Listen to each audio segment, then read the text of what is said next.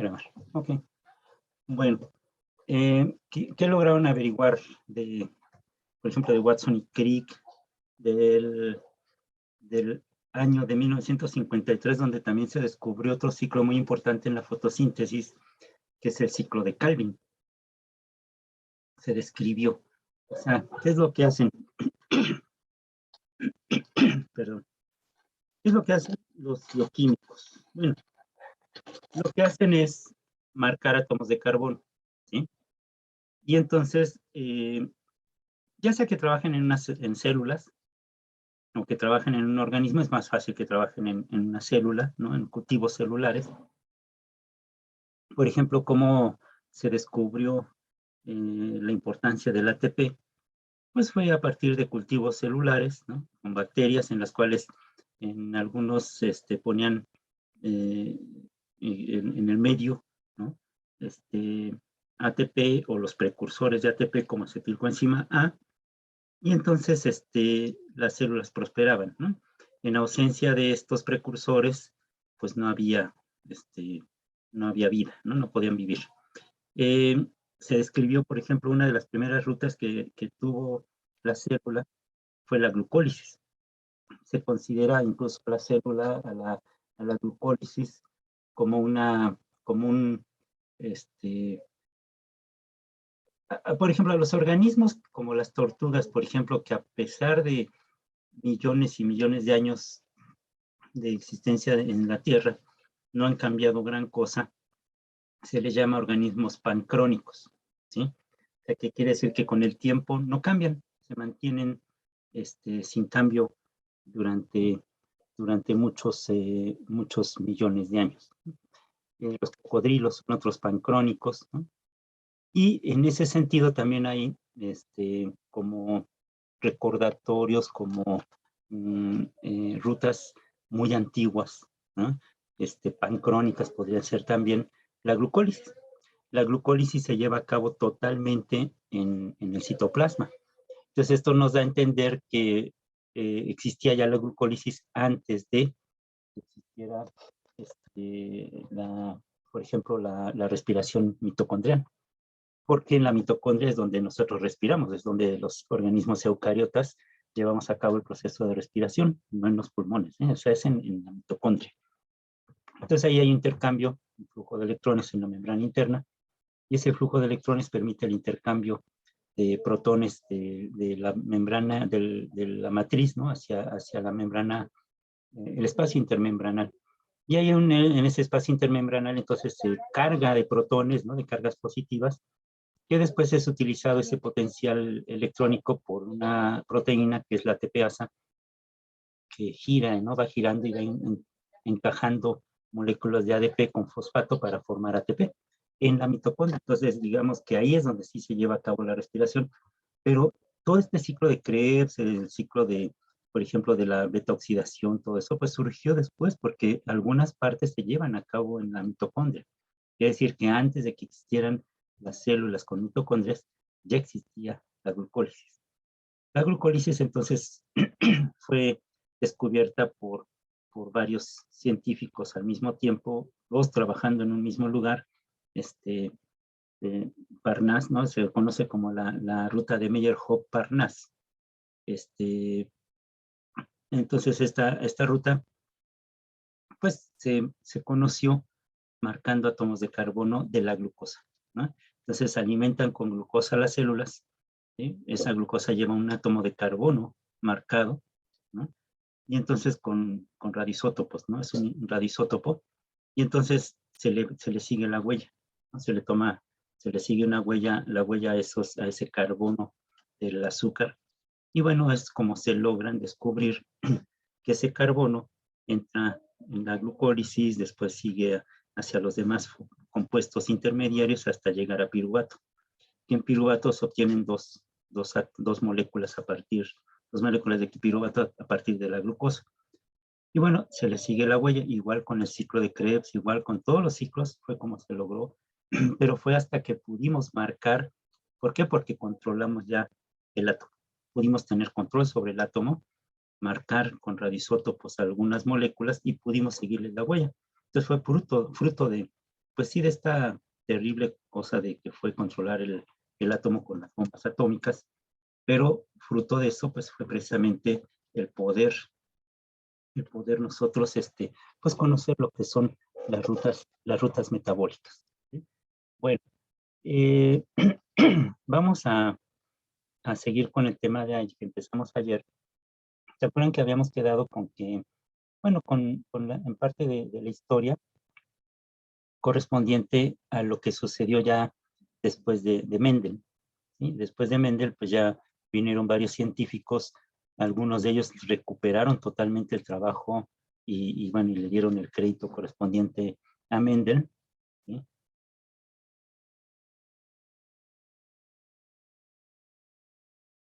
Digamos que siguieron el camino que él había trazado,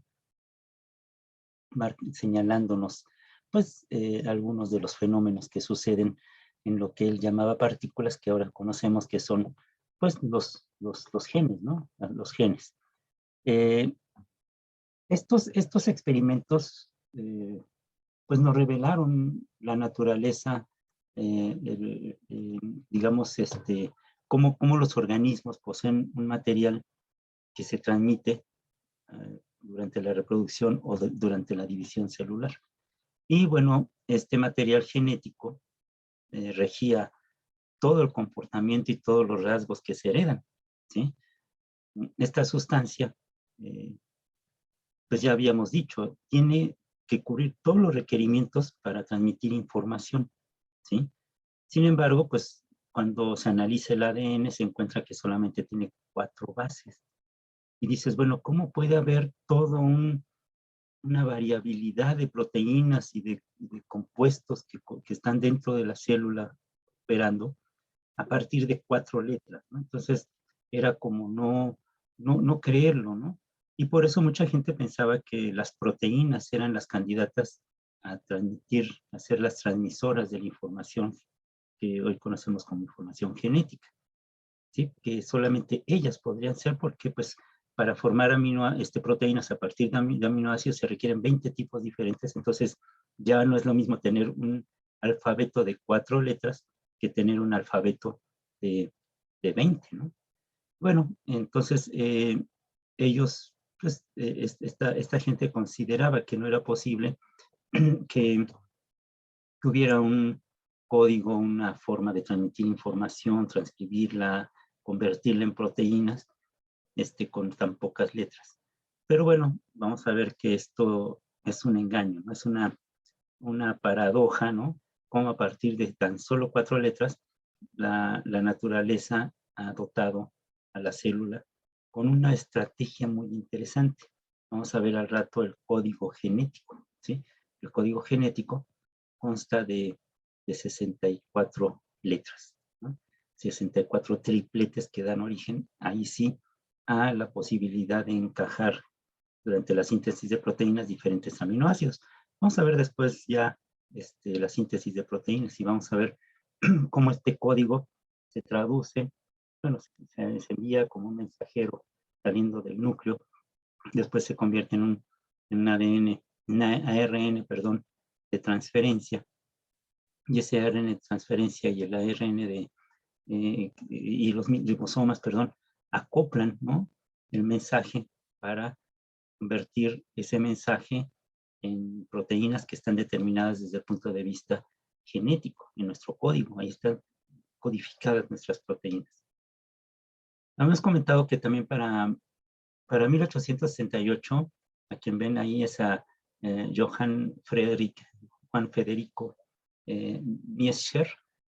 Él era un médico suizo, yo les había comentado, era un médico suizo que fue hacia Alemania y ahí conoció, bueno, trabajó con Hofstadter, que era un bioquímico, bueno, uno de los primeros bioquímicos que hubo en Alemania, y Miescher desarrolló un método que permitía aislar a partir de los leucocitos de la pus, ¿no? En la pus está ahí un hervidero de leucocitos que son los que están actuando para combatir la infección y bueno, se produce la pus, ¿no? Y estos leucocitos producen la pus como producto de la reacción del organismo contra una invasión por bacterias principalmente, ¿sí? Y se encontró con que, bueno, esta pequeñísima cantidad de material que él obtenía del núcleo de estos leucocitos, pudo establecer que este era un material ligeramente ácido, y que era evidentemente un ácido por sus características, porque, digamos, ya se había trabajado, ya se sabía la diferencia entre un ácido y una base, y además que contenía una gran cantidad de fósforo. Entonces esto fue lo notable, ¿no? A esto es lo que habíamos dicho ayer, le puso nucleína, ¿sí? Unos años después, eh, siguió él estudiando, ¿sí? Y otros que retomaron el trabajo de Miescher llegaron a la conclusión de que las bases de la herencia estaban en el núcleo, ¿sí? En el núcleo de la célula. Ya no en las células de todo el cuerpo, ¿no? En todo el cuerpo, como decían Herodoto y otros filósofos griegos, ¿no? Ya para 1905, Levene, ya les había comentado también, que en el Instituto Rockefeller de Nueva York encontró que ese ADN, ¿sí? La llamada nucleína, contenía cantidades iguales de moléculas de ADN, de bases, ¿no? De nucleótidos, ¿no? De A, T, G y C. Pero bueno, él llegó a una conclusión errónea. Él decía que estaban distribuidos de manera uniforme, ¿no? Y bueno, posteriormente Chargaff lo desdijo, ¿no? Lo contradijo, le dijo, en los años 40, Chargaff empezó a trabajar y junto con sus colegas ya para el año de 1953, utilizó técnicas cromatográficas. Esto permitió separar los diferentes nucleótidos del ADN. La próxima semana vamos a ver algunas técnicas porque ustedes van a trabajar con una determinación de PCR, van a llevar a cabo una investigación sobre un crimen, ¿no? Entonces van a actuar así como los de CSI, van a determinar de varios candidatos quién fue el que cometió el crimen. Y bueno, van a ver, van a tener que conocer, bueno, vamos a dar los elementos de qué es esta técnica de PCR, en qué consiste, qué son los Western blot, todas estas cosas. Y bueno, ellos utilizaron una técnica muy sencilla, ¿no? No sé si ustedes han hecho alguna vez una cromatografía. La cromatografía es una técnica muy socorrida para separar sustancias. Por ejemplo, los pigmentos de la clorofila, de las plantas, perdón, entre ellos la clorofila y otros pigmentos, se separan, ¿no?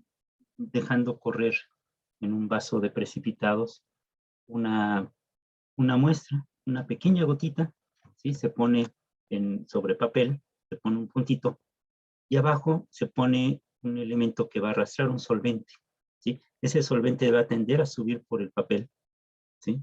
En la cromatografía de papel, y ese solvente va a permitir arrastrar los diferentes componentes en diferentes longitudes, en diferente altitud, ¿no? Que llaman RF. Entonces, los que son, digamos, más, más fácilmente solubles en el alcohol, van a ir mostrándose, se van a ir mostrando los colores. A veces incluso son imperceptibles. Tenemos que poner un elemento oxidante, como permanganato de potasio, por ejemplo, rociarlo, el papel, para distinguir los diferentes componentes.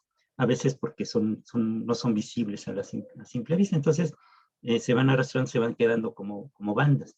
Esta técnica ya mucho más refinada se utiliza igual, ahora ya con la cromatografía de gases y de líquidos. Se ponen columnas muy largas, son unos serpentines que miden como 3, 4 metros, están en una un pequeño volumen, porque están súper enrollados. Entonces se mete un gas a presión o un líquido a presión, dependiendo, y se inyecta a gran presión y va a servir para arrastrar inyecto una pequeña muestra, y lo que va a suceder es que se va a arrastrar esa sustancia, se va a arrastrar y se va a ir saliendo en diferentes tiempos, ¿sí? Y con un sensor, ya sea que haya una flama al final que lo detecte, o un sensor, ¿sí? Que va a detectar cómo van saliendo, y después en la computadora salen en qué tiempo salieron los diferentes compuestos. Son por arrastre. La cromatografía en eso consiste, es una cromos de color, ¿no? La fotografía de los colores, ¿no? El ver los colores.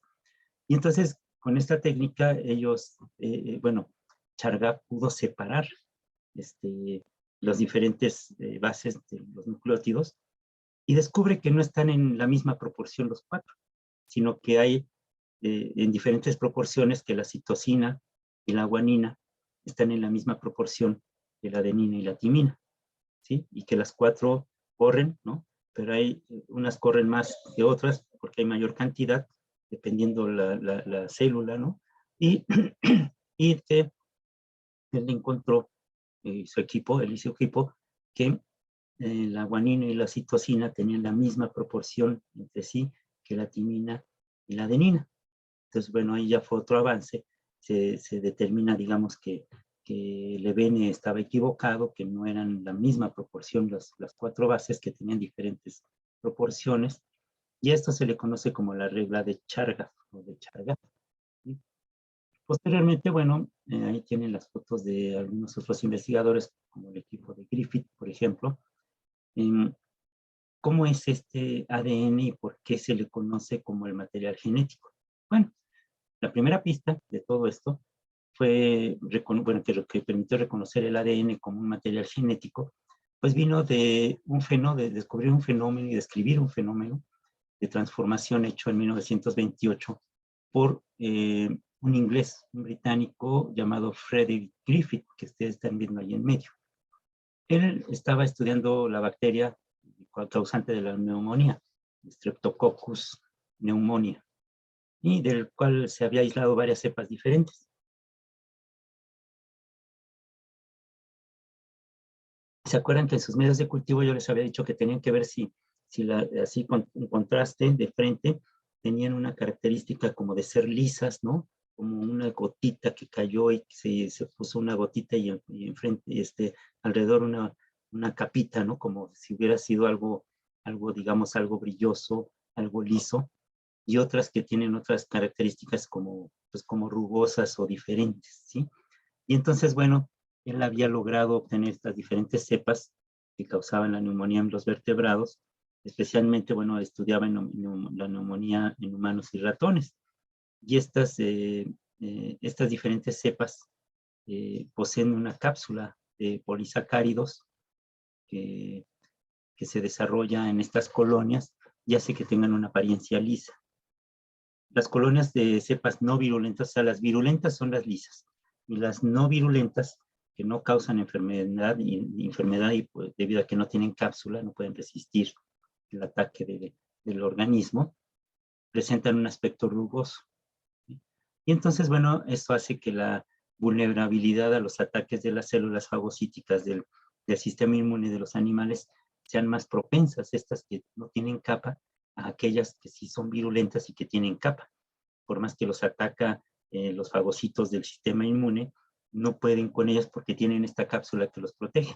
Pero otras que no causan la enfermedad y que están ahí presentes, pero no pueden causar el daño, es debido a que no tienen esta cápsula y por lo tanto los fagocitos las devoran y las desintegran.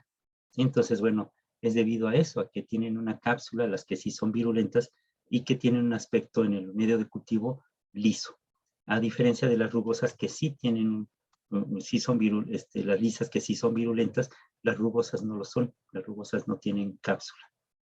Griffith observó entonces que cuando se inyectaba la cepa sin la cápsula llamada S, de smooth, ¿no? Smooth, liso, suave, ¿no? También smooth.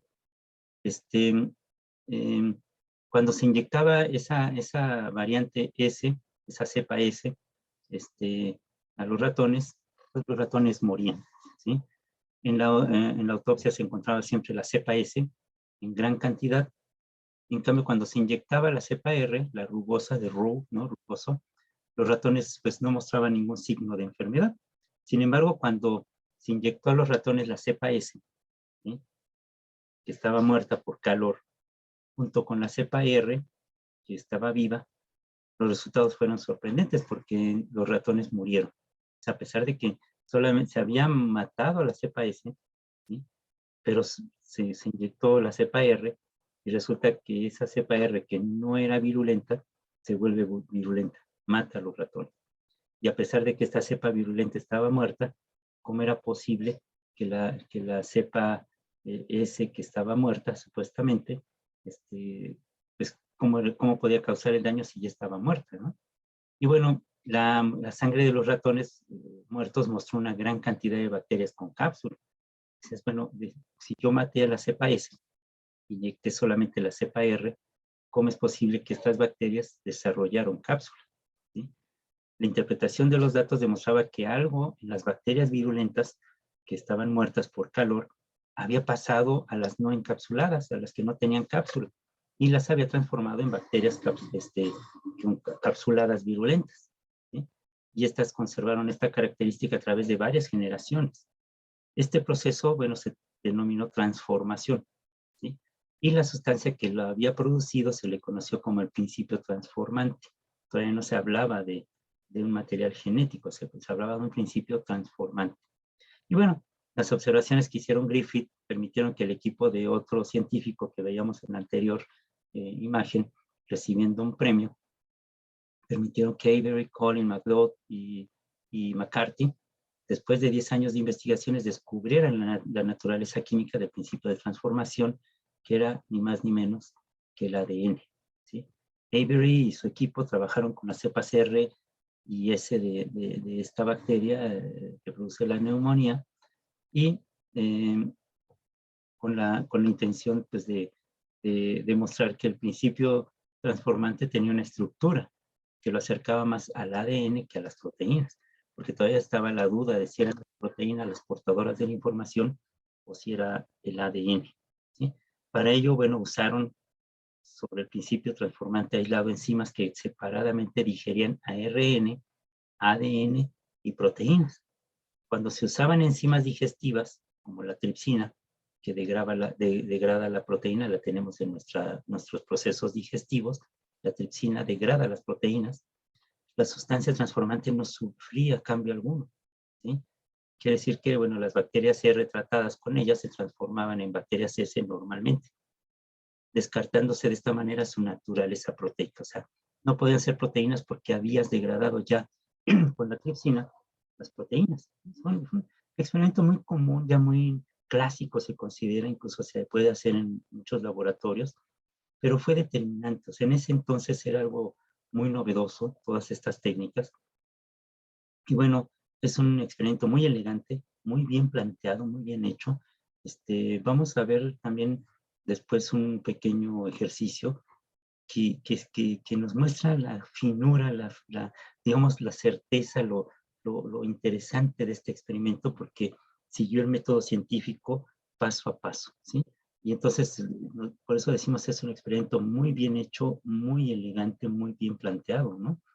Entonces, esto permitió diferenciar entre el material genético y las proteínas. Las proteínas no eran las que llevaban la información, ¿sí? Porque las proteínas se degradaban y entonces no podían ser las proteínas las portadores de esa información. De la misma manera, la ribonucleasa, que digiere el ARN, tampoco mostraba efecto alguno sobre el principio transformante, ¿sí? Y por lo tanto también se descartó el ARN como el responsable de esta transformación. Pero ya cuando se usaban enzimas capaces de digerir el ADN, este principio transformante eliminaba su actividad biológica, las bacterias R no se transformaban en bacterias S, y esto demostró entonces que el ADN, el ácido desoxirribonucleico, es la sustancia que provocaba esta transformación. Súper elegante, súper sencillo, ¿no? Con una hipótesis muy clara, muy bien definida, ¿no? Sus hipótesis muy bien definidas. Y entonces, bueno, esta interpretación de los datos que obtuvieron Avery y su equipo, pues demostró que el principio transformante que había descubierto Griffith, y por lo tanto el material genético era, sin lugar a dudas, el ADN. Los resultados de los experimentos fueron publicados en 1944, ¿sí? Entonces, bueno, ahora venía el conocer la naturaleza de ese ADN, ¿sí? Entonces, vean, aquí están como la cepa rugosa no causaba la muerte, la cepa lisa es mortal, la cepa lisa muerta por calor deja de ser activa, pero ya cuando esa cepa S, sometida a calor, se combinaba con la cepa rugosa, que no es mortal, se transformaba en una cepa mortal, ¿no? Y bueno, viene ahora una colección de científicos que son los que, digamos, los responsables, ¿no? de todo este proceso, entre ellos, bueno, Wilkinson, Wilkins, que era el jefe de Rosalind Franklin, que fue el que mostró la imagen a Watson y a Crick, que había obtenido Rosalind Franklin, Chargaff, que fue el que dio este principio, ¿no? Que conocemos hoy como el principio de la regla de Chargaff, ¿sí? Los estudios, los trabajos de Chargaff, pues, son los inspiradores de todo esto sobre el ADN. Hervey y Chase, otros dos científicos, con sus equipos, en 1952, estos investigadores, Hershey y Chase, no están aquí en las imágenes.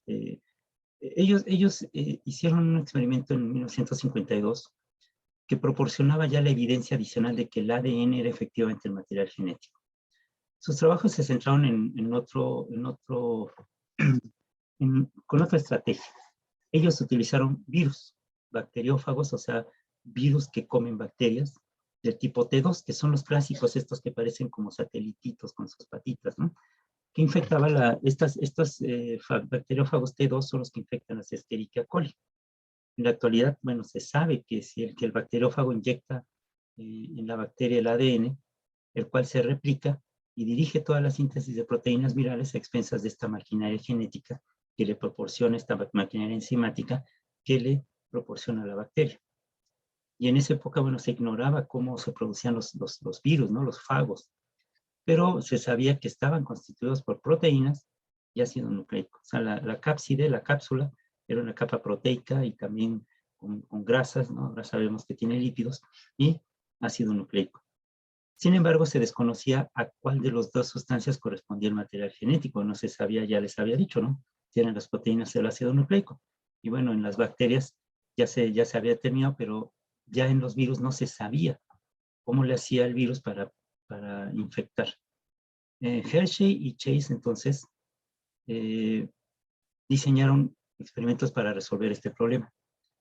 Ellos usaron ya en ese entonces, les decía yo, el radioisótopo P32 y S35. O sea, un radioisótopo de fósforo y otro radioisótopo de azufre, que pueden incorporarse solo al ADN y a las proteínas. Por ejemplo, al ADN, el ADN tiene un grupo fosfato, entonces quiere decir que el ADN va a ser un marcador, va a ser marcado con fósforo radioactivo, ¿sí?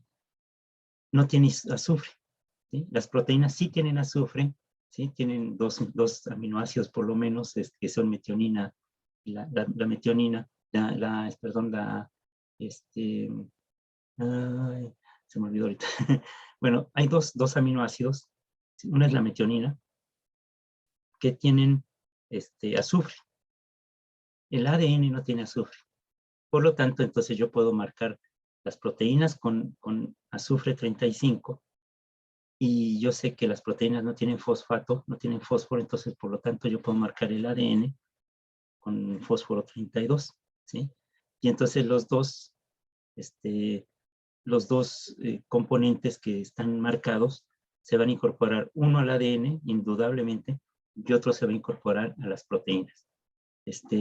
Y entonces, bueno, esto permitió comprobar en forma definitiva que el ADN es la sustancia que inyectada por el virus, ¿no? Que es inyectada por los virus, que proporciona la información para sintetizar más moléculas de ADN y proteínas virales. Y entonces, bueno, se determina, igual otro experimento, este es otro experimento muy elegante, que lo que hace es marcar proteínas por separado. Sí, la cisteína también, sí, es cierto. La cisteína y la metionina son las que tienen. Sí, iba yo a decir cisteína, pero no estaba yo muy seguro, gracias. La cisteína y la metionina son los que tienen azufre, son los aminoácidos que tienen azufre y son los que no tienen fósforo las proteínas. Entonces, con esto yo puedo marcar de manera diferenciada tanto moléculas de ADN como moléculas de proteínas, ¿no? Entonces, bueno, esto me permite pues tener todo este juego, ¿no? De decir, bueno, esto que yo le seguí la huella y encuentro en los virus es el ADN y no son las proteínas, ¿no? Las proteínas están en la cápsula, pero no son las que se inyectan. Lo que inyecta el virus, que ya llevaba el ADN marcado, ¿sí? Se encuentra dentro de las bacterias ese ADN marcado y no se encontró en las proteínas marcadas con azufre 35. Pues, por lo tanto, era el ADN el responsable que se inyectaba por parte del virus, es el material que inyectan los virus, ¿sí? En las bacterias. Bueno, Watson y Crick, ahí sí ya empezamos a ver el papel que jugaron Watson y Crick. Una bolsa anaranjada que tengo por acá atrás. Watson y Crick, lo que pretendían hacer era determinar, conocer la estructura del ADN. Bueno, ya se había logrado determinar que era el ADN el que transmitía, el que llevaba toda la información de carácter genético. Ahora el interés estaba en cómo es ese ADN, cómo se ordena, cómo se organiza. Linus Pauling ya había recibido un premio Nobel por haber descubierto la estructura de las proteínas, la estructura alfa hélice y la beta plegada, la famosa alfa hélice. Y entonces, bueno, él estaba casado con la idea de que esta escalera que ellos ya habían determinado que era más o menos como no era como una fibra, ¿no? Del ADN con varias moléculas enlazadas. Y entonces él decía que eran 3 alfa hélices enroscadas, ¿no? Que 3 diferentes alfa hélices se enredaban y formaban el ADN, ¿no? Cuando vieron la foto de Rosalind Franklin, Watson y Crick, caen en la cuenta de que andaba equivocado Linus Pauling, que no era eso, era otra la estructura, ¿sí? Sabemos ahora que el descubrimiento de la estructura de la molécula del ADN es uno de los logros científicos más espectaculares de los últimos tiempos y yo creo que es el que marca el inicio propiamente de la biología molecular. Sí, hasta entonces eran simple y sencillamente bioquímica, pero a partir de entonces decimos esto es el primer paso de la biología molecular. Ya se sabía desde hace un tiempo atrás, pues que el ADN estaba constituido por nucleótidos, ¿sí? Y que lo que no se sabía era la forma en que estos se encontraban unidos para formar la estructura del ácido nucleico. Se separaban, se logró ver que eran 4, que estaban organizados, que la timina y la adenina tenían la misma proporción, que la cisteína y la guanina tenían la misma proporción también, pero no se sabía cómo encajaban, cómo estaban organizadas, cuál era la estructura. Los resultados que tuvo Chargaff mediante una serie de análisis por difracción de rayos X que le había aplicado al ADN que ya estaba cristalizado, primero por Linus Pauling y otros químicos y después por Rosalind Franklin. Ellos trabajaban en el laboratorio de Maurice Wilkins y ellos abrieron el camino para que en 1953 Watson y Crick, James D. Watson y Francis Crick, propusieran el modelo de doble hélice para la molécula del ADN, que en un principio no fue bien aceptado por los bioquímicos en Cambridge, ¿sí? Debido a que se había obtenido sin hacer experimentos. O sea, ellos simple y sencillamente habían visto estos espectros, ¿no? Estas fotografías de la difracción de rayos X, y gracias al gran manejo matemático que tenía Francis Crick, porque bueno, en su interior, pues él era un ingeniero, ¿no? Como un ingeniero porque le gustaban mucho las matemáticas. Y entonces, gracias a ese manejo, imagínense, pues no existían obviamente las computadoras, ¿no? Y entonces, pero gracias a ese gran manejo matemático que tenía Crick, pues pudieron dar con la clave, ¿no? Y entonces esta idea de la doble hélice, pues surge a partir de haber visto simple y sencillamente fotografías, ¿no? Obtenidas de este espectro, de cristalizar el ADN, bombardearlo con rayos X y mediante esta difracción, ellos lograron ver. Ustedes ven la imagen, así que ven la clásica imagen que parece como antes del televisor, una cosa en medio y después unas como banditas a los lados, pues uno no ve nada ahí, ¿no? Crick sí. Crick vio y dijo, ya entendí, ¿no? Cuando lo discuten y acomodan las piezas, pues llegan a la conclusión de cuál era la estructura del ADN. Entonces, no se obtuvo mediante experimentos, se obtuvo mediante razonamiento matemático, razonamiento científico y pensamiento crítico, ¿sí? Este modelo propuesto por Pauling, ¿no? Y luego por Watson y Crick, porque Pauling decía que era alfa hélices, ¿no? Watson y Crick decían no, se refiere a una estructura helicoidal, ¿sí? Igual que las alfa hélices, pero está formada bueno, ellos decían que por 3 cadenas. Finalmente, Watson y Crick llegan a la conclusión de que el ADN era una hélice formada por 2 cadenas, como una especie de escalera en espiral.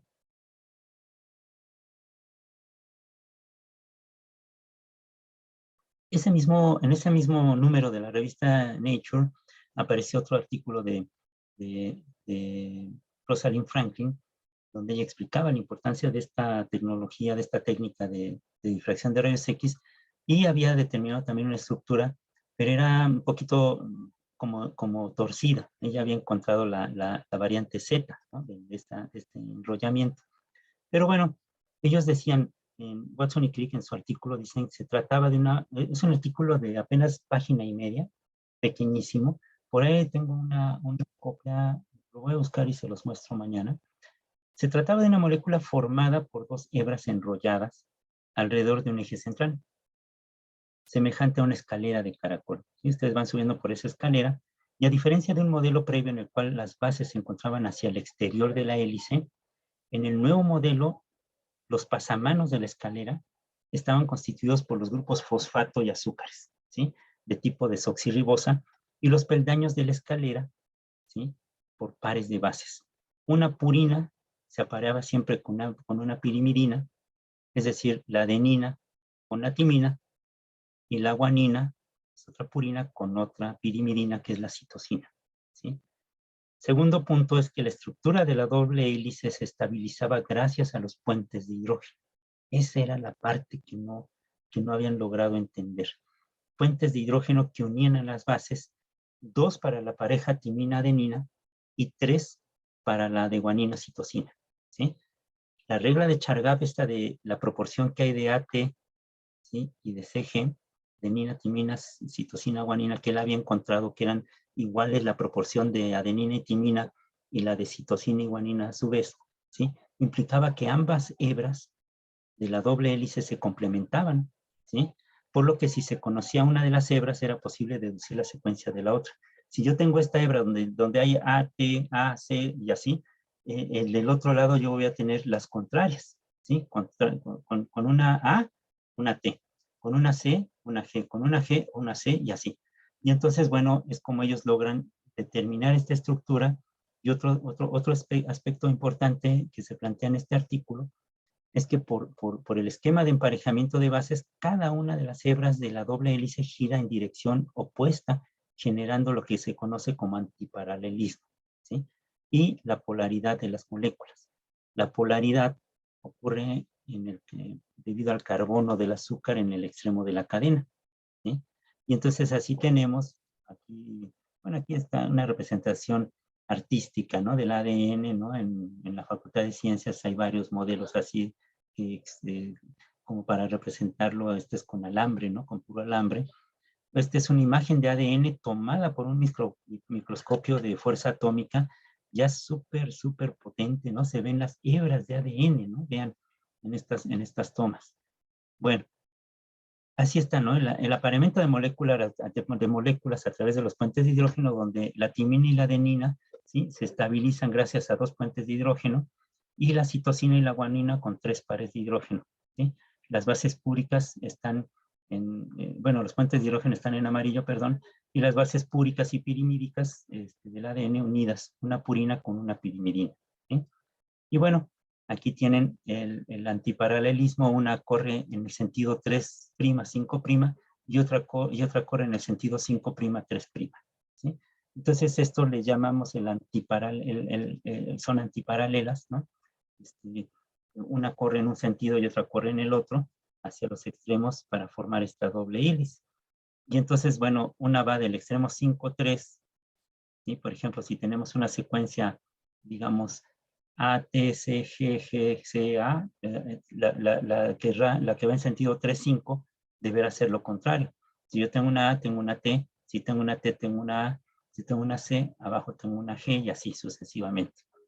Otro aspecto importante es que la estructura de la molécula, pues, sugería que la forma en la que podían duplicarse, de hecho, poco tiempo después de que en 1953 se publicara este artículo, los autores dieron a conocer la propuesta del modelo de la replicación semiconservativa. Ustedes ven ahí. Y en este segundo artículo se señalaba además que en la secuencia de las bases nitrogenadas, pues se encontraba la información genética y que los cambios genéticos se debían a una modificación en la secuencia de estas bases, ¿sí? Ya sea por mutación, ya sea por translocación, ya sea por deleción, lo que sea. Y bueno, ¿cómo se interpreta este código? Vamos a regresar a esta imagen. ¿Cómo lo interpretamos? Bueno, después de que se descubrió la estructura del ADN, todavía se desconocía el papel que desempeñaba el ARN, ¿sí?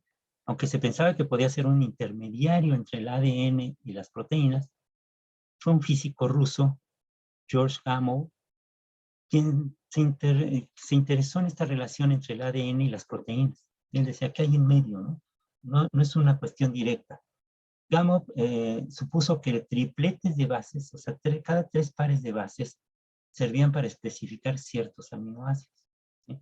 Y entonces, bueno, él, digamos, averigua, investiga cómo podría ser esta relación, digamos, entre el ADN y las proteínas. Ese intermediario podría ser el ARN, ¿sí?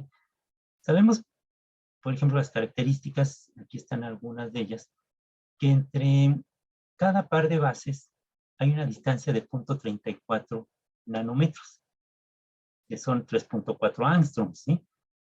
Y que una vuelta completa, ¿sí?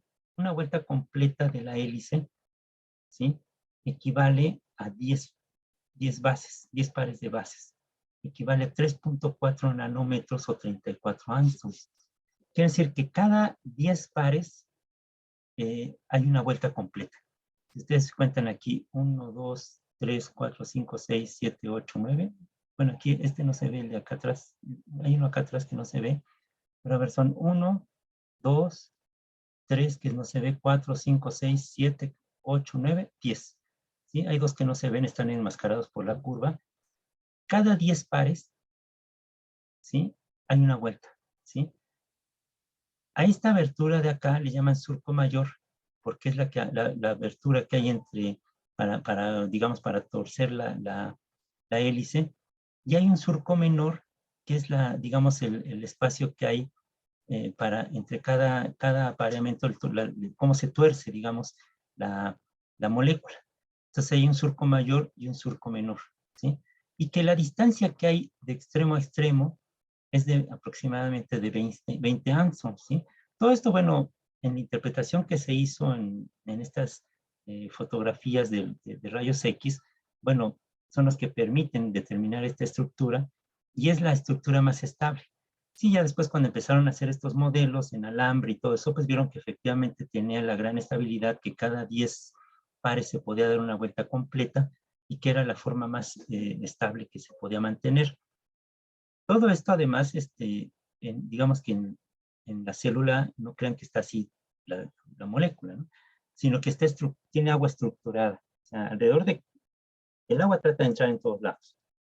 Toda la parte del medio, toda esta parte intermedia de la escalera es hidrófoba, ¿sí? No permite, sí se establecen puentes de hidrógeno entre cada nucleótido, perdón, pero en medio no puede entrar el agua, ¿sí? Y entonces el agua que trata de entrar, lo que va a hacer es estructurar el ADN, ¿sí? Lo va a mantener siempre, no deja que se expanda, ¿sí? Sino que lo va a mantener siempre estrecho, como si fuera un calcetín, ¿no? Y entonces el agua que está presionando lo va a mantener siempre estructurado. Si no fuera por eso, pues el ADN se dispersaría y no se podrían mantener los puentes de hidrógeno. Pero gracias a esa presión que ejerce el agua estructurada, se permite que el ADN se mantenga estable y uniforme. Pero es debido a esta estructura. En la década de los 50, Paul Semenuk estaba trabajando en el hospital general de Massachusetts, en Boston, estaba trabajando con hígado de rata. Si no les da asco, les voy a describir cómo se hace esto. A tus ratas le sacas el hígado, ¿sí? Hay un implemento de laboratorio que se llama squash, ¿no? Este squash es un tubo en el cual entra un émbolo que casi entra ajustadísimo al tubo, ¿sí? Y entonces los hígados de la rata los machacamos, ¿sí? Bueno, están en solución salina, los machacamos. ¿Por qué? Porque el émbolo que entra está aplastando totalmente los hígados, ¿no? Y entonces ahí sale un líquido, ¿sí? Y de ese líquido, tú puedes separar después de ese líquido que tiene todas las células del hígado de la rata, ¿sí? Los centrifugas, los sometes a otra centrifugación y por capas obtienes diferentes componentes de la célula del hígado. Sí, primero salen, por ejemplo, todas las capas de grasa de la membrana, después salen las membranas internas, ¿no? Como las de la mitocondria. Puedes obtener mitocondrias enteras, dependiendo qué tipo de velocidad tú tengas en la centrifugación. Puedes obtener una banda donde hay mitocondrias, otra banda donde hay compuestos del citosol, hay diferentes proteínas, tú las puedes separar, ¿sí? Por electroforesis, ¿sí? Y bueno, le llamamos squash. Esta técnica se le llama squash. Tú machacas así, machacas el hígado, ¿no? Bueno, Semetnik trabajaba con hígado de rata. Hizo un importante hallazgo de que las proteínas se sintetizaban en los ribosomas, porque también en esta separación tú puedes separar no solamente ribosomas, sino componentes de las dos partes de los ribosomas, ¿sí? Posteriormente, junto con Hopland, descubrió que los aminoácidos, antes de unirse a los ribosomas, estaban unidos a pequeñas moléculas de ARN, ¿no? ¿Sí? Estos ARN adaptadores o los de transferencia, ¿sí? Esto concordaba totalmente con la hipótesis de Crick, ¿sí? De que debía existir un adaptador, ¿sí? Llamado ARN de transferencia, que llevaría los aminoácidos al sitio donde se sintetizaban las proteínas, ¿sí? Cada aminoácido debía existir, para cada aminoácido debía existir una molécula adaptadora, ¿sí? Entonces es algo así más o menos, hagan de cuenta. Unos cables, ¿sí? Vamos a suponer, bueno, les voy a quitar el fondo porque van a conocer el fondo de mi escritorio. Aquí está. No se espanten, ¿eh?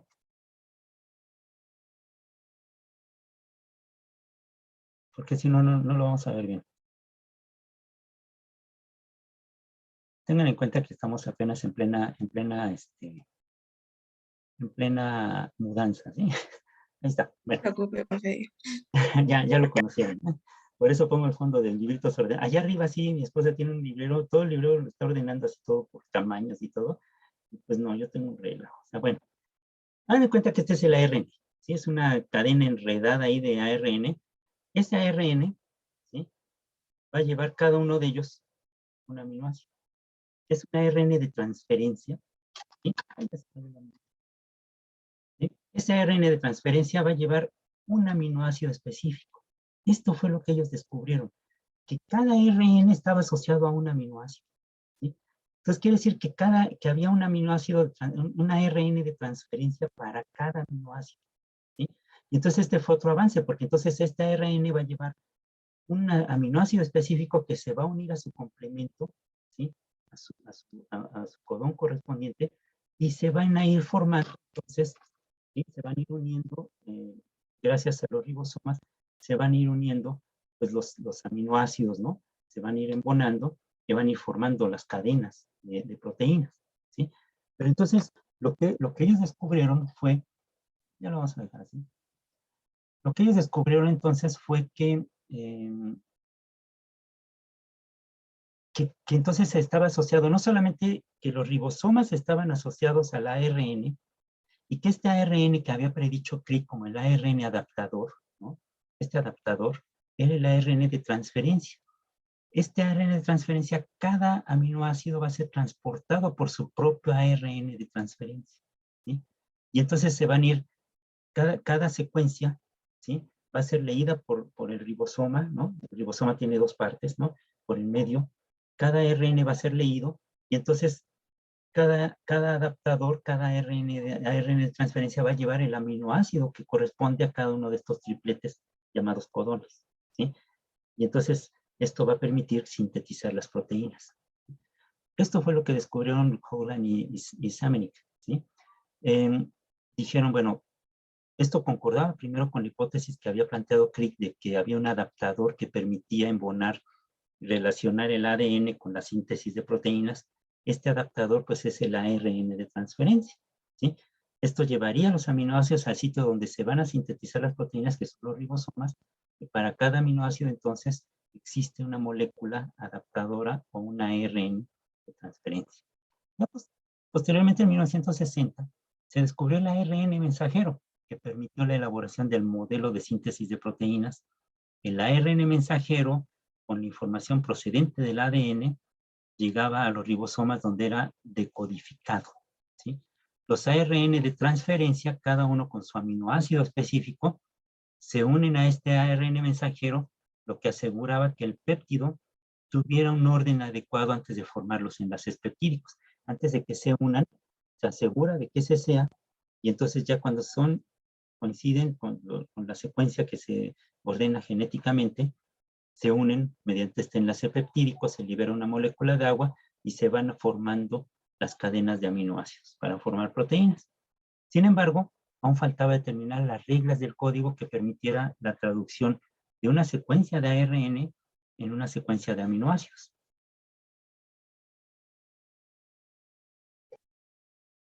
La pregunta básica, y vean cómo todo surge a partir de preguntas que después permiten plantear hipótesis. La pregunta básica era, ¿cuál de los 20 aminoácidos se incorporaría a la cadena peptídica si solo existen 4 bases de ADN? ¿Sí? Para 20 aminoácidos harían falta por lo menos 3 bases, ¿sí? Aunque con estas la cantidad de combinaciones sería de 64. Lo que implicaría que un aminoácido podría estar representado por más de un triplete. Sí, si ustedes ponen, por ejemplo, 4 al cuadrado, ¿cuánto es? 4 por 4, 16. 4 por 4, 16, pues no da. O sea, no da 20, ¿no? Entonces tendría que ser 4 por 4 por 4, te da 64. Entonces ahí ya te pasas, porque entonces si tú necesitas 20, pues los 20 aminoácidos, no puedes tener 16, pero tampoco puedes tener 64. Quiere decir entonces que, bueno, si es 64, que es lo más lógico, cómo es posible que haya entonces 64 letras, o sea, 64 tripletes, y si son solamente 20 aminoácidos? Esto implica que entonces hay aminoácidos que tienen más de 3 letras, más de 3 posibilidades, más de una posibilidad, ¿sí? Porque si tenemos 64 letras posibles del código genético, formadas por tripletes, tú requieres 20, quiere decir que de esos 20 algunos se repiten, algunos tripletes codifican para más de una secuencia, perdón, más de un triplete codifica para un solo aminoácido, ¿sí? Finalmente, Crick y Brenner demostraron que los tripletes eran la base del código genético. Y mediante experimentos con sustancias mutágenas, radiaciones o elementos deleterios que producen muerte, ¿no?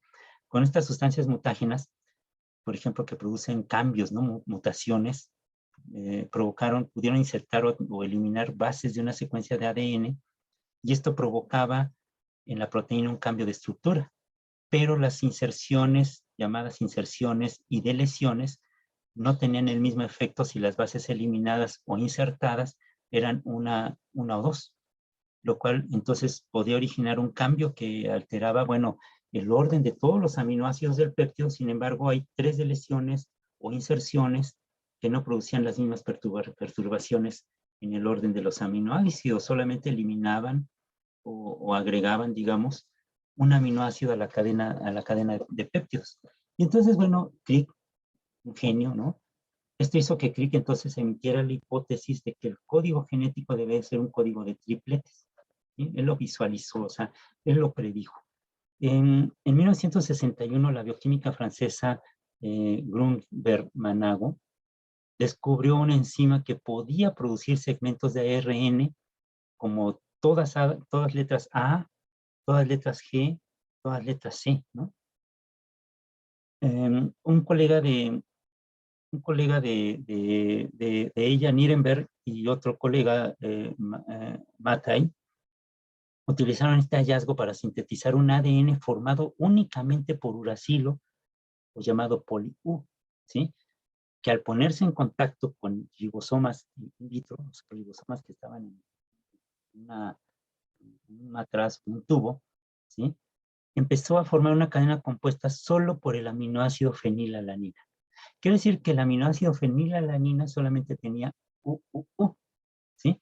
Entonces se descubrió el primer triplete del código genético que codificaba para un aminoácido que es la fenilalanina y tenía que ser U, ¿sí?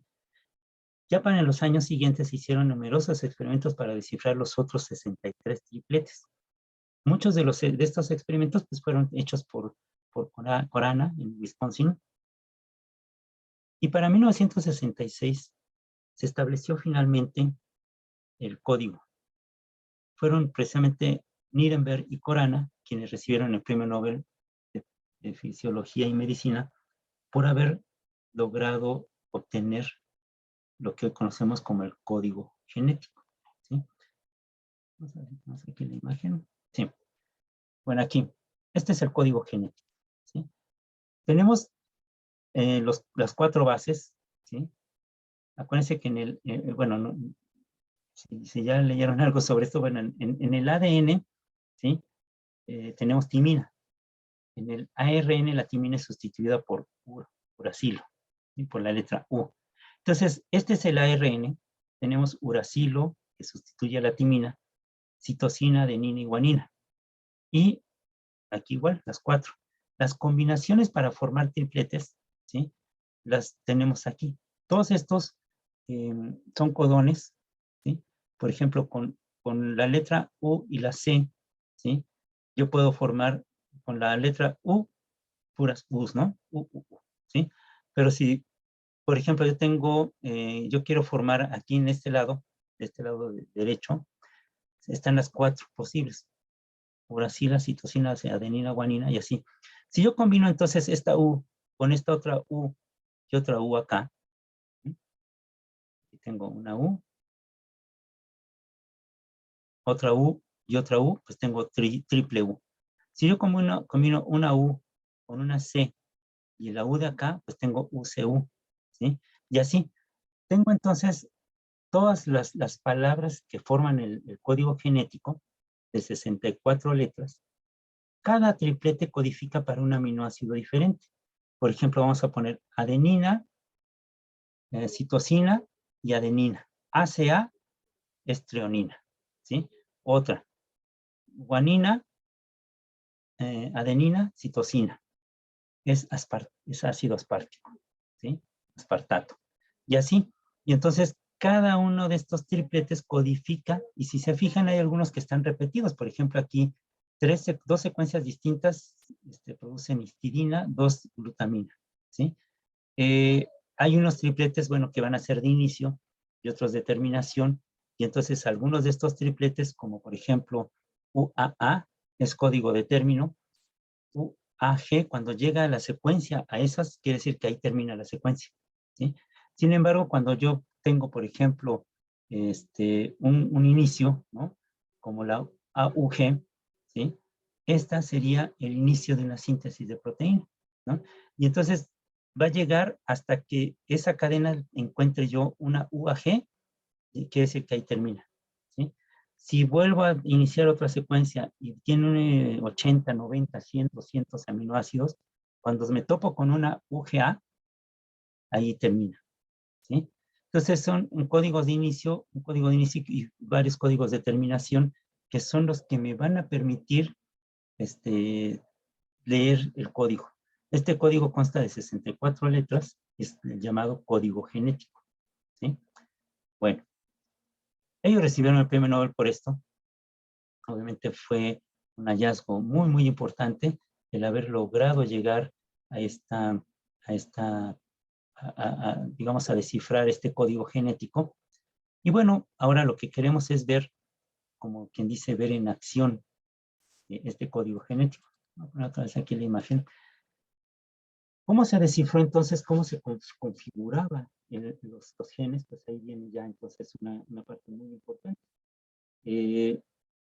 Ya cuando se pudo saber cómo eran, digamos, esta estructura molecular del ADN, inmediatamente se plantean pues, muchas hipótesis y muchos experimentos alrededor de ello para ver cuál es el mecanismo detallado para la duplicación y transmisión de los caracteres hereditarios que van de generación en generación. Sabemos ahora que la estructura en doble hélice y la secuencia de bases a lo largo de la cadena pues permitió concebir un mecanismo preciso de cómo se copia y se transfiere esa copia fiel a la información. Se separa y se complementa con otra cadena, ¿sí? que duplica, permite complementar perfectamente la cadena, y entonces yo voy a tener ya dos copias, ¿sí? En esta que le llaman semiconservativa, ¿sí? Y bueno, al mismo tiempo, de manera también casi inmediata, la secuencia de bases sugirió una relación entre la información que contenida en bases nitrogenadas y aquella derivada en forma de proteínas, y estas moléculas ubicuas o que estaban en todos lados en los seres vivos y en gran abundancia, plantean que el papel del gen en la herencia y la expresión de la información en la célula era el papel más importante que tenía o que faltaba por descifrar. De ahí surge lo que se conoce, un tiempo lo intentó negarlo Crick, pero bueno, sí lo planteó así, aunque bueno, cuando ya se descubrió los ARNs de autorreplicantes, por ahí una frase que él tuvo fue muy acertada. Lo predijo más o menos por ahí de 1968. Fue hasta los años 90 que se descubrieron estos ARNs autorreplicantes, que bueno, vienen a romper propiamente con este dogma central. Pero el dogma central se aplica, ¿no? El dogma central es un modelo que propusieron, bueno, que propuso Crick, ¿sí? A partir de todo este modelo que Watson y Crick hicieron de la estructura del ADN, pues se desata todo un desarrollo de técnicas y de experimentos a lo largo de todo el mundo, ¿sí? Tratando de señalar que, bueno, que la información genética estaba contenida en la secuencia de bases nitrogenadas, pero cómo era que este mensaje se conservaba, se transmitía, y se codificaba, ¿sí? Cómo es el flujo de energía, el flujo de información genética, que va a ligar la información que está contenida en el ADN con la formación de proteínas, ¿sí? Hay un paso intermedio que es el paso a la molécula intermediaria o el ARN, ¿sí? Y la formación ya de proteínas a partir de esta información. Y entonces esto fue descrito como el dogma central de la biología molecular. De acuerdo con este modelo, de este dogma que ustedes ven ahí, existen tres flujos básicos de información genética. El primero se refiere a la transferencia de la información genética de una molécula de ADN a otra durante el proceso de replicación, que se efectúa en la fase S del ciclo celular. Lo que garantiza, bueno, todo esto garantiza la permanencia a través de las generaciones. El segundo se efectúa cuando el ADN, que no forma directamente proteínas, se sirve de una molécula de ARN como un intermediario, y la molécula de ARN mensajero se forma en respuesta a una determinada secuencia de ADN. Nada más que acuérdense, ahí se va a cambiar la timina por uracilo. Y el proceso se va a denominar, cuando veamos ahora síntesis de proteínas, se denomina transcripción, ¿sí? Las moléculas de ARN mensajero serán usadas por los ribosomas como moldes para dirigir la síntesis de proteínas durante este proceso de traducción. Y esto es el tercer camino que sigue la información genética. Y entonces, bueno, según este dogma central, puede haber información que fluye del ARN y entre el ADN y el ARN, entre el ARN directo con la proteína, pero nunca va a haber una información que vaya de la proteína al ADN o del ADN directo a la proteína. Hay un intermediario, ¿sí? En el caso de los procariotas es muy sencilla la explicación, va a replicación, transcripción y traducción, ¿sí? Y nunca va en sentido inverso, y solamente lo que puede haber es intercambio, digamos, un intercambio entre el ADN y el ARN, pero siempre el ADN se va a autorreplicar. Ya en los eucariotas, por ejemplo, se autorreplica. Hay un pre-ARN, ¿sí?, que lleva al mensaje de transcripción y después a la síntesis de proteínas.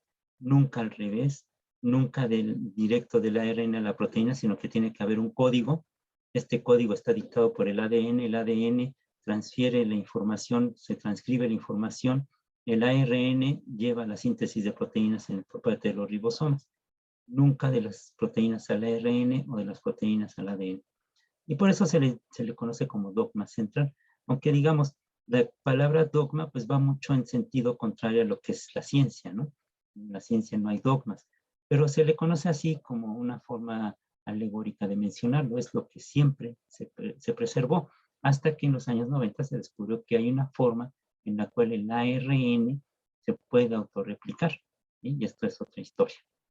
Seck y su equipo obtuvieron ya incluso el premio Nobel por el descubrimiento de estos ARN. Y estos ARNs autorreplicantes llevaron a reforzar la idea del mundo antes del origen de la vida, el mundo ARN. A estas tres vías de flujo de información se han agregado otras.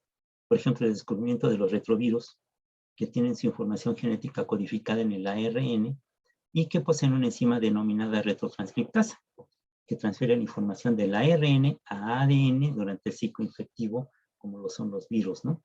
Que para después seguir los caminos regulares de este flujo en cuanto a la síntesis de proteínas, cuando el ADN viral se incorpora al genoma de la célula huésped, y además el ARN de otros virus se replica para formar nuevas moléculas de ARN que pasarán a las nuevas partículas virales. Y es por eso que son tan fáciles de transmitir, tan fáciles de propagar estos virus. Por otro lado, se integran en el dogma los genes para la síntesis del ARN ribosómico, el ARN de transferencia, y bueno, y todos los flujos de información que se llevan a cabo en la mitocondria y en el cloroplasto, por ejemplo. Entonces, bueno, esto tiene que ver con la teoría endosimbiótica, que nos dice que las mitocondrias y los cloroplastos fueron seguramente bacterias de vida libre, unas heterótrofas y otras autótrofas, que se incorporaron a las células eucariotas formando, bueno, un protobionte, ¿no?, que dio origen a las células eucariotas. Dentro de ellas hay una maquinaria completa para sintetizar sus propias proteínas, sus propios ribosomas y sus propias moléculas de ADN, ¿no? Otra cosa que tenemos que revisar es que los genes en las células y en los cromosomas juegan un papel muy importante. Las moléculas del ADN presentan tres niveles estructurales. Uno es la estructura primaria, ¿sí?, que se refiere a la secuencia de los nucleótidos. La estructura secundaria o doble hélice, que es esta que se enrolla. La estructura terciaria, que está representada por un enrollamiento posterior que permite que una enorme molécula sea empaquetada para caber en el pequeño espacio de una célula procariota, por ejemplo, o en el núcleo de nuestras células, ¿sí? Por ejemplo, el ADN en una Escherichia coli consta de 460 millones de bases, ¿sí? ¿Cómo caben estos 460 millones de bases en una bacteria? Pues gracias a este superenrollamiento que tienen. Sin embargo, este superenrollamiento en las células eucariotas pues es debido a que intervienen proteínas, ¿no?, que permiten el superenrollamiento del ADN. Sin embargo, vean, en el núcleo de los organismos eucariotas, como nosotros, como los seres humanos, hay 6.400 millones de pares de bases en una célula diploide. O sea, ¿cómo caben esos 6.400 millones de pares de bases? Pues es gracias a este superenrollamiento, ¿sí? El material genético en las bacterias, o nucleoide se le llama, se encuentra disperso en el citoplasma y formando pues grupos de ADN perfectamente visibles bajo un microscopio electrónico. En la interfase del ciclo celular de las células eucariotas, el ADN y sus proteínas asociadas reciben el nombre de cromatina, ya lo vimos. Y esto ocupa casi todo el espacio nuclear durante la división celular, pero en territorios bien definidos, ¿no? Dentro del núcleo, los cromosomas propiamente dicho solo se hallan en la mitosis, se hacen presentes en la mitosis, especialmente ya habíamos visto en la metafase, cuando la cromatina se encuentra más condensada, más visible, ¿sí? La cromatina en su estructura más simple está constituida por una hélice de ADN, y en el segundo nivel la doble hélice y las proteínas histonas, que son estas que permiten los superenrollamientos, forman unidades denominadas nucleosomas, ¿sí? Cada nucleosoma está constituido por 2 vueltas de ADN alrededor de un octámero de histonas, ¿sí? Estas proteínas. Una histona adicional que mantiene la estructura en su sitio, ¿sí? Y todo el conjunto de ADN y proteínas tiene el aspecto de un collar de cuentas, ¿sí? Es como si fuera un collar con enrollamientos alrededor de perlas, ¿no? Que serían estas proteínas. Un tercer nivel de complejidad se presenta al plegarse el collar de cuentas de manera apretada alrededor de un eje imaginario, y en el siguiente nivel, el llamado solenoide, que es este que gira, formado de esta manera, se pliega nuevamente, y cada plegamiento se ancla a un andamiaje nuclear constituido por fibrillas de proteínas. El día de mañana yo les voy a conseguir un video donde se vea todo esto de manera gráfica. Este nivel es el que se presenta comúnmente en el núcleo que está en interfase. Cuando el núcleo se divide, la cromatina se condensa todavía más para constituir lo que llamamos el cromosoma metafásico, que es el que se aprecia en el microscopio de luz. Es lo que veíamos el otro día antier en las células de la cebolla, ¿no? de la raíz de cebolla.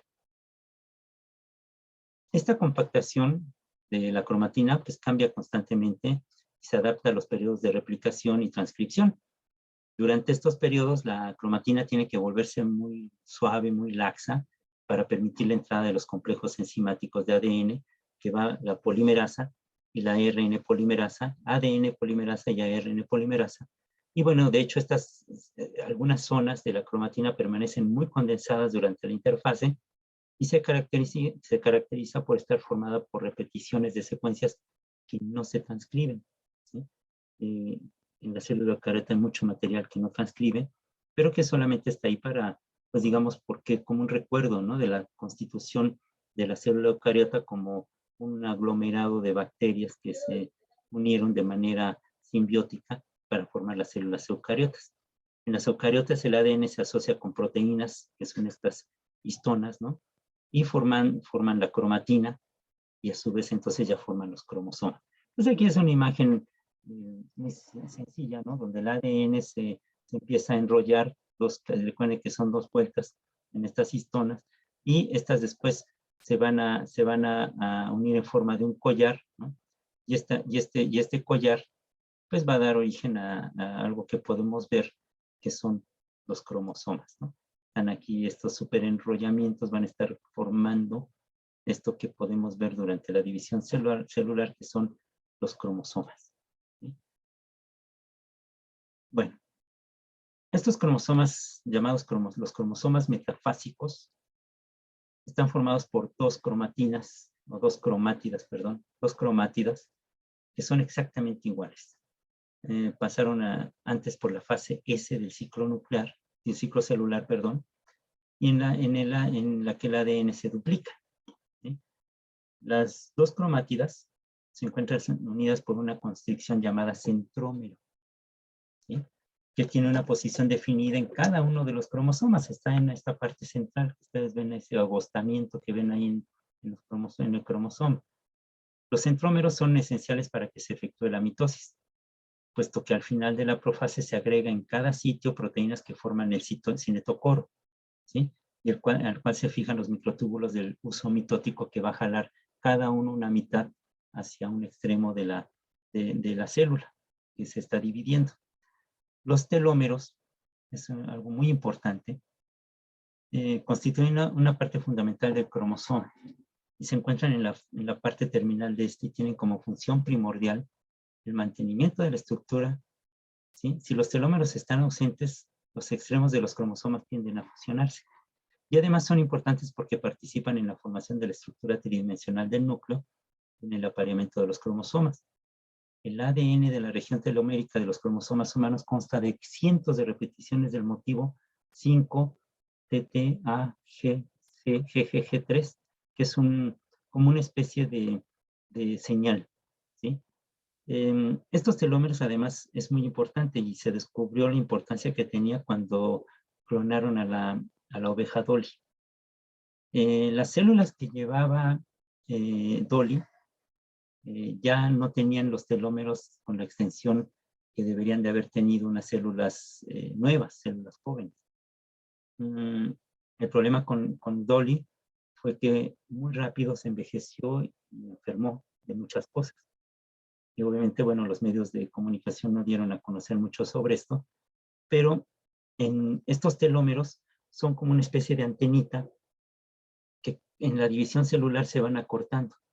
Y entonces cada cromosoma va a tener un número determinado de divisiones celulares. Llega el momento en que ya no es más posible dividirse y la célula va a morir.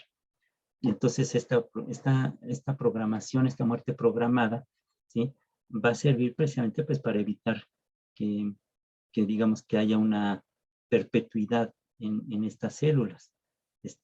Los telómeros acortados pues, nos indican que ya estamos envejeciendo, ¿sí? Y bueno, estos telómeros iban ya cortados en la célula que clonaron, con la que clonaron a Dolly. Y entonces esto llevó a que Dolly nació viejita, nació ya grande, ya madura. Y entonces por eso es que muy rápidamente llegó a una etapa de envejecimiento y de muerte por muchas enfermedades. Y es debido a que esos telómeros se van recortando. Entonces, otra función muy importante que tienen los telómeros es señalar el envejecimiento y la necesidad de renovar, de morirse o renovar por parte del organismo. Todos los cromosomas de un organismo pueden presentarse por medio de un cariotipo, ya lo hemos visto, ¿no? Se ordenan los cromosomas por su tamaño, por la posición de los centrómeros y por el bandeo, las bandas que tiene, ¿sí? Se ven gracias a ciertas tinciones. Por ejemplo, bueno, los cromosomas teñidos con el colorante GIMSA, se escribe como GIMSA, se pronuncia GIMSA, despliegan estriaciones denominadas bandas G por el colorante, que permiten identificarlos y analizarlos para reconocer cualquier tipo de alteración como translocaciones o de lesiones muy importantes cuando se hacen experimentos de esta naturaleza. En la actualidad, bueno, además del análisis de las fotografías de los cromosomas, se usa ya la computadora para hacer un análisis más acucioso y la tinción de cromosomas con colorantes fluorescentes. En un principio yo les decía, sacabas la foto del cariotipo y tenías que hacer los recortes para emparejar los cromosomas que eran más parecidos y formar el cariotipo. Obviamente ahora ya con la computadora tú ya le puedes dar el clic y de inmediato de esa imagen te va a ordenar los cromosomas por pares, ¿no? Y bueno, ahora con mayor razón, si ya son fluorescentes, los puedes marcar y hacer un seguimiento. Y entonces, bueno, estas técnicas de laboratorio ya muy sofisticadas, pues son utilizadas en muchas partes del mundo. El término genoma, entonces, va a describir la información genética que se encuentra en una especie y en cada una de las células. En realidad, el genoma corresponde al ADN del núcleo. Aquí está el cariotipo. Corresponde al ADN comprende el ADN del genoma, comprende todo el ADN del núcleo y el de la mitocondria, porque también tiene su información genética, y obviamente el del cloroplasto cuando son plantas, ¿no? Y otros grupos que se presentan en los organelos. Aquí vemos un cariotipo, ¿sí? Vean las diferencias. La única diferencia, ¿sí? Bueno, obviamente cada cromosoma tiene sus diferentes tamaños. Lo que se hace es aparearlos, ¿no? Aparearlos por tamaño, por número de bandas que, bueno, quizás no se hagan muy perceptibles aquí, pero son bandas que oscurecen algunas regiones de los cromosomas. Se ordenan por pares, ¿sí? La computadora ya los ordena ahora ya por el tamaño, por la extensión de los brazos y la ubicación del centrómero, ¿sí? Y por las bandas. Entonces, bueno, nosotros lo teníamos que hacer a mano y visualmente, ¿no? Y entonces ordenarlo. Y vean cómo la diferencia aquí está en que la mujer solamente tiene un par de cromosomas X y el hombre tiene un cromosoma X y un cromosoma Y, ¿sí? Esta es la gran diferencia, ¿sí? Los hombres somos calvos porque aquí en este cromosoma Y está la parte, si es que vamos a ser calvos o no, ¿sí? Y bueno, son muy pocas las mujeres que tienen problemas de calvicie, por lo general es debido a otras características, pero genéticamente nosotros estamos aquí. Ciertas enfermedades que son características de los hombres, es debido a que el hombre, si la enfermedad es en el cromosoma X, ¿sí? O en el cromosoma Y, no tenemos forma de repararlo. La mujer tiene dos cromosomas X, donde si una enfermedad, una afección de todo nuestro genoma está en el cromosoma X, la mujer puede repararlo, ¿sí? Entonces es menos probable que este tipo de enfermedades la lleve a la muerte, comparado a que si nosotros tenemos una enfermedad del cromosoma X, no tenemos forma de repararlo, ¿sí? Y entonces por eso nosotros somos susceptibles, los hombres, a cierto tipo de enfermedades en las cuales la mujer no tiene ningún problema. Y no enfermedades como, igual, las características, como es de la calvicie, ¿no? Que además está determinado por, por la parte que corresponde a la mamá, que nos heredó en las mitocondrias, ¿no? Entonces, bueno, ahí está, ¿no? El proyecto Genoma Humano, entonces, fue concebido para determinar la secuencia de los nucleótidos que constituyen el ADN del núcleo de toda la humanidad, se supone. Pero bueno, las malas lenguas dicen que el proyecto Genoma Humano tomó como muestra el genoma de Watson, ¿sí? Hubo una disputa, un proyecto gubernamental con muchas organizaciones y laboratorios a lo largo del mundo, pero que se tardó mucho. Tardó 30 años casi en descifrar el código completo. Hubo una empresa, ¿sí? Craig Venter, un empresario, con su compañía Celera, que lo hizo en unos cuantos años, ¿sí? Y entonces, bueno, si él publicaba estos resultados antes que nadie, a lo mejor él pudo haber después reclamado ser dueño del genoma humano, ¿sí? Para evitar todo esto, en el 2001 se llegó a la determinación de que tanto los resultados de Craig Venter como los resultados del proyecto Genoma Humano, proyecto Hugo, ¿sí? Iban a darse a conocer sus resultados al mismo tiempo, en revista Nature, el proyecto Genoma Humano, y en la revista Science, los resultados de Craig Venter. Craig Venter es un empresario, ¿sí? Muchos lo odian, muchos lo admiran, que lo que pretende él, compró la compañía Acer, y lo que quedó de Acer lo compró después a Hewlett Packard, ¿no? HP. Pero Craig Venter lo que quiere hacer es una supercomputadora, que seguramente va a ser de características cuánticas, con la cual tú puedes llegar un día, te tomen una muestra y al día siguiente te entreguen tu genoma y te digan qué enfermedades vas a padecer o por qué ya tienes ciertas enfermedades, ¿sí? Por qué ya tienes tal problema metabólico o cardíaco, ¿no? Porque ahí está en tu genoma, ¿sí? Y que entonces ahí puedas prever, por ejemplo, algún tipo de enfermedad de cáncer o algo al cual tú eres propenso, ¿sí?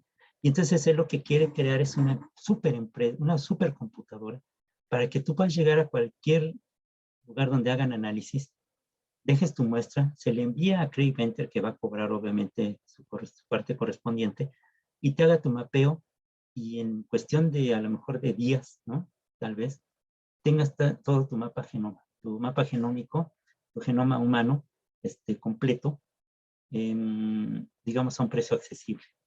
No va a ser muy barato, obviamente, pero con el cual tú vas a poder tomar decisiones sobre mejorar tu alimentación, cambiar tus hábitos, operarte algo para evitar que te suceda, ¿no?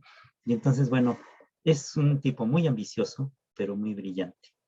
Y entonces él amenazó que si no se aceleraba el proyecto Genoma Humano, él se iba a ir por la libre. Y bueno, los gobiernos del mundo dijeron, bueno, hay 70 países involucrados, muchos laboratorios, mucho trabajo, mucho dinero que se ha invertido, y no sería justo que una persona reclamara ahora el derecho sobre la determinación del genoma humano. Y es como toda una novela, ¿no?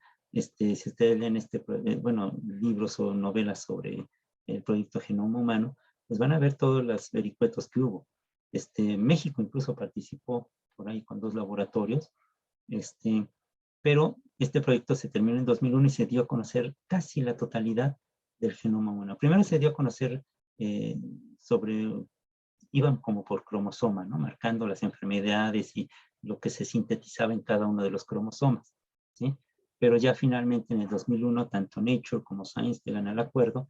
Nature publica los resultados del proyecto Genoma Humano en entidades gubernamentales, y Science los resultados de Craig Venter, un personaje, les digo, admirado, odiado por unos, otros amado por otros, ¿sí? No hay intermedios con Craig Venter. Y bueno, su idea es él quiere crear una supercomputadora que permita hacer el mapa genómico de cada persona que lo quiera, ¿sí? El análisis de la secuencia parcial, que son aproximadamente 2.600 millones de bases, reveló que del genoma humano solo una pequeña parte se transcribe a ARN mensajero, y el resto del ADN está formado por intrones o fragmentos de genes, pseudogenes, que son copias no funcionales de algunos genes, secuencias moderadas y altamente repetidas, microsatélites y transposones, que se llaman, que son secuencias capaces de insertarse en un nuevo sitio dentro del genoma. Y bueno, lo que está estudiando ahora, lo que se conoce como la epigenética, ¿sí? Está estudiando todo esto que no se lee, qué importancia tiene. Bueno, se han descubierto un montón de cosas, por ejemplo, que las alergias, cierta propensión a enfermedades que no se ven claramente en el código genético, virus que han sido insertados a la humanidad, nos infectaron alguna vez y no nos hizo nada, pero ahí se quedó la secuencia. Todo lo que las bacterias que ahora son las mitocondrias, todo el genoma que no requirieron, pues lo transfirieron al núcleo, y ahí está en el núcleo. Y entonces hay un montón, se calcula que más o menos un 34% de nuestro genoma codifica. El otro 60 y tantos por ciento, pues no se sabe. La epigenética es la encargada de estar estudiando todo esto, ¿sí? ¿Por qué gemelos son tan diferentes a veces, a pesar de tener la misma información? ¿Por qué de pronto una cosa es la naturaleza y otra cosa es tu medio ambiente, ¿no? Una cosa es de nature y otra es cosa de nurture, ¿no? Entonces, bueno, dentro del genoma, pues hay secuencias que no se leen, que no se sabe para qué, digamos, para qué sirven, y no se sabe todavía a ciencia cierta, pues qué es cada uno de ellos, ¿no? ¿Qué función tiene? Bueno, ya para el lunes vamos a terminar, vamos a seguir con esto. Vamos a ver la parte correspondiente a la transcripción, la traducción y la síntesis de proteínas. ¿Qué tiene que ver con estos intrones y exones? Los que inician la traducción, los que no codifican, ¿sí? Que solamente son señales. Y ¿qué importancia tiene conocer ahora todo esto? Les decía, hay una novela muy, muy interesante, se llama La radio de Darwin. Esta novela describe precisamente este temor que hay con respecto a todo ese material genético que no sabemos por qué está ahí, cómo llegó ahí, ¿no? Todo este material genético que tenemos en exceso, quizás tengan otras funciones. Quizás esos son los responsables de nuestras alergias, de nuestras enfermedades que se manifiestan de un momento a otro, de algunas secuelas que tengamos algunas personas que sean más susceptibles que otras. Por ejemplo, ahora se ha especulado, se han hecho estudios de que tal vez en el cromosoma los cromosomas en el genoma mitocondrial podría estar la explicación de por qué hay algunas personas que son más susceptibles a COVID que otras, porque en unas fue tan violento y en otras fue amainado, ¿sí? Quizás en estas secuencias que no codifican esté la explicación, pero eso lo va a dar a conocer seguramente los estudios que se hagan dentro de unos años, ¿sí? no son tan inmediatos. Hay muchas cosas que no nos hemos explicado todavía adecuadamente en la ciencia y que se están investigando, se están haciendo estudios, se está tratando de conocer cada vez más. Sin embargo, ahora sabemos que mucha de la información que tenemos en nuestro genoma, pues no se sabe qué hace ahí, cómo llegó. Solamente una parte pequeña es la que codifica realmente para todas nuestras proteínas y para mantenernos con vida, pero lo demás no sabemos realmente cuál es su función y cuál fue la historia de cómo llegó esa parte del genoma a formar parte de nosotros, ¿sí? Entonces, bueno, no se cansen de buscar y de leer información sobre esto porque es muy interesante. Cuando vean ustedes la palabra epigenética, echen un vistazo. Van a ver que es una parte muy importante que ahorita está cobrando especial importancia, pues para tratar de conocer qué pasa con ese genoma que antes no le dábamos importancia. El genoma de Escherichia coli, por ejemplo, codifica el 99%, ¿sí? Más del 99%, o sea, su genoma es completito.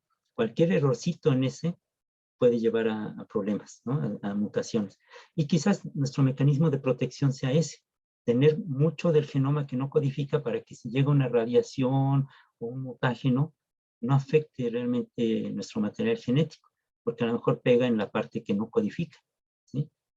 Y entonces, si tuviéramos un genoma completito, 100% codificante, una pequeña irrupción de algún material mutagénico o algo que afectara la información, nos llevaría a lo mejor a la muerte, ¿sí? Entonces, a lo mejor es bueno tener toda esta parte del genoma que no codifica como un mecanismo de protección también, ¿sí?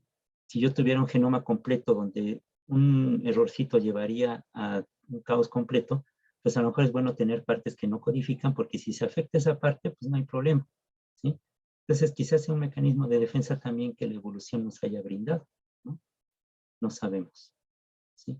Tenemos 46 cromosomas en 23 pares. Hay plantas que tienen 200 cromosomas. O sea, no quiere decir que por el número de cromosomas o por el tamaño de nuestro genoma somos la clase superior. Hay organismos que tienen un cromosoma mayor, un genoma mayor, un número de cromosomas mayor, y sin embargo, bueno, no sabemos cuál es la razón de que esté ese genoma presente ahí en nuestras células. Seguimos investigando, ¿no? Entonces, bueno, échense un clavado en lo que es la epigenética, tratar de conocer todo esto, y luego lo comentamos. Entonces, el día de mañana comenzamos con las exposiciones en el orden en el que están. O sea, así como están del 1 al 9, creo que son del 1 al 9, ¿no? Así los vamos a exponer. Tienen 15 minutos cada quien, nos vamos a dar un receso cada 3 exposiciones, unos 5 minutos, para tomar agua o algo, y después retomar, ¿sí? Y yo espero que la sesión de mañana completita sirva para eso, para exponer los temas, y van a ver las cosas tan importantes que nos van a comentar sus compañeros. Bueno, entonces nos vemos. Que les vaya muy bien. Nos vemos mañana. Gracias. Hasta luego, profesor. Gracias. Hasta luego. Hasta mañana.